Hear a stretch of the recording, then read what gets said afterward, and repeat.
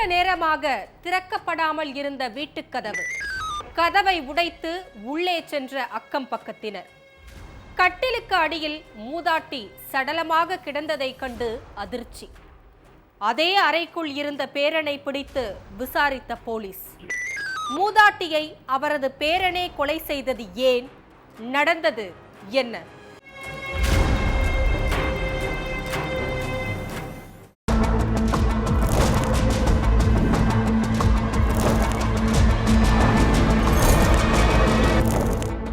வேலை விஷயமா வெளியில போயிட்டு வீட்டுக்கு திரும்பி இருக்காரு ஹுசைன்.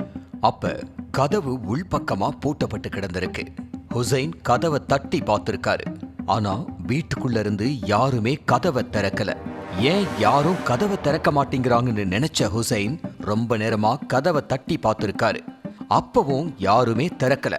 அதுக்கப்புறம் ஜன்னல் வழியா எட்டி பார்த்திருக்காரு ஹுசைன். அப்ப அவரோட தம்பி ஷானவாஸ் வீட்டுக்குள்ள அங்கிட்டு இங்கிட்ட நடந்துகிட்டு இருந்திருக்காரு. இத பார்த்த ஹுசைன், டேய் ஷானவாஸ், கதவை திறடான்னு சொல்லி இருக்காரு. அப்ப ஷானவாஸ் அவர் சொல்றத காது கொடுத்து கூட கேட்கல. இதனால அக்கம் பக்கத்துல உள்ளவங்களை உதவிக்கு கூப்பிட்ட ஹுசைன் கதவை உடைச்சுக்கிட்டு உள்ள போய் பார்த்திருக்காரு. அடுத்து ஷானவாஸ் கிட்ட பாட்டி எங்கன்னு கேட்டிருக்காரு. அதுக்கு ஷானவாஸ் எந்த ஒரு பதிலும் சொல்லல. அதுக்கடுத்து வீடு ஃபுல்லா பாட்டிய தேடி பார்த்திருக்காங்க. அப்ப பெட்ரூம்ல உள்ள கட்டிலுக்கு கீழே 2 கால் மட்டும் தெரிஞ்சிருக்கு. அப்ப ஹுசைனுக்கு பக்கத்து வீட்டுக்காரங்களும் கட்டிலுக்கு கீழே குனிஞ்சு பார்த்திருக்காங்க. அங்க சுலேகா பீவியின் சடலம் கிடந்திருக்கு. இந்த விஷயத்தை கேள்விப்பட்டு ஸ்பாட்டுக்கு வந்த போலீஸ் சடலத்தை மீட்டு போஸ்ட்மார்ட்டத்துக்கு அனுப்பி வச்சுட்டு விசாரணையில இறங்குனாங்க.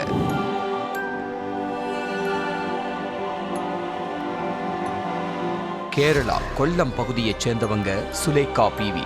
இவங்க தன்னோட பேரன்களான ஷானவாஸ், ஹுசைன் கூட வசிச்சுக்கிட்டு இருந்தாங்க.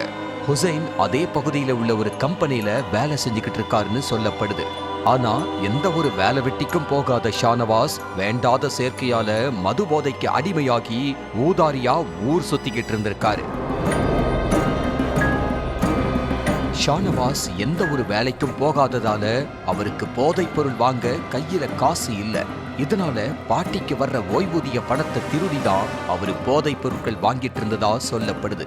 இத தெரிஞ்சுக்கிட்ட பாட்டி, நீ எந்த ஒரு வேலை வெட்டிக்கும் போக மாட்ட, பென்ஷன் பணத்தையும் திருடிட்டு போயிட்டு போதைப் பொருள் வாங்கி நீயே உன்னை கெடுத்துக்கிற, நீ இதே மாதிரி பண்ணிட்டு இருந்தனா உன்னோட எதிர்காலமே வீணா போயிரும்னு சொல்லி இருக்காங்க. ஆனா அது கண்டுக்காத ஷானவாஸ், உங்க பென்ஷன் பணம்லாம் எனக்கு தான் சொந்தம், அடுத்த மாசத்துல இருந்து அந்த பணத்தை நானே எடுத்துக்கிறேன், இனிமே அந்த பணத்தை உங்ககிட்ட தர மாட்டேன்னு சொல்லி இருக்கான். அதுக்கு மூதாட்டி, பென்ஷன் பணத்தை உனக்கு நான் தரவே மாட்டேன், என்ன மீறி நீ என் பணத்தை எடுத்தனா உன் மேல போலீஸ் ஸ்டேஷன்ல புகார் கொடுத்துருவேன்னு சொல்லி இருக்காங்க.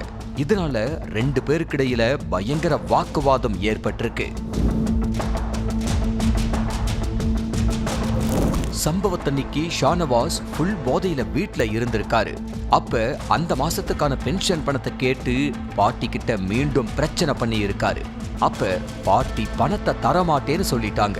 இதனால கடும் கோபமான ஷானவாஸ் பாட்டிய சரமாரியா அடிச்சிருக்கான்.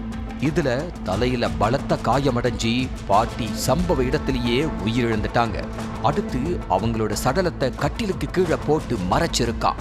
அந்த நேரத்துல ஷானவாஸோட தாய் மும்தாஜியும் அவங்களோட மற்றொரு மகனும் கல்யாணத்துக்கு போயிட்டு வீட்டுக்கு திரும்பி இருக்காங்க.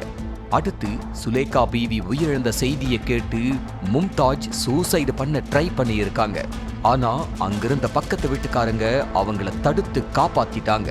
இந்த விஷயத்தை கேள்விப்பட்டு ஸ்பாட்டுக்கு வந்த போலீஸ் தீர விசாரணை பண்ணி ஷானவாஸை அரெஸ்ட் பண்ணிட்டாங்க.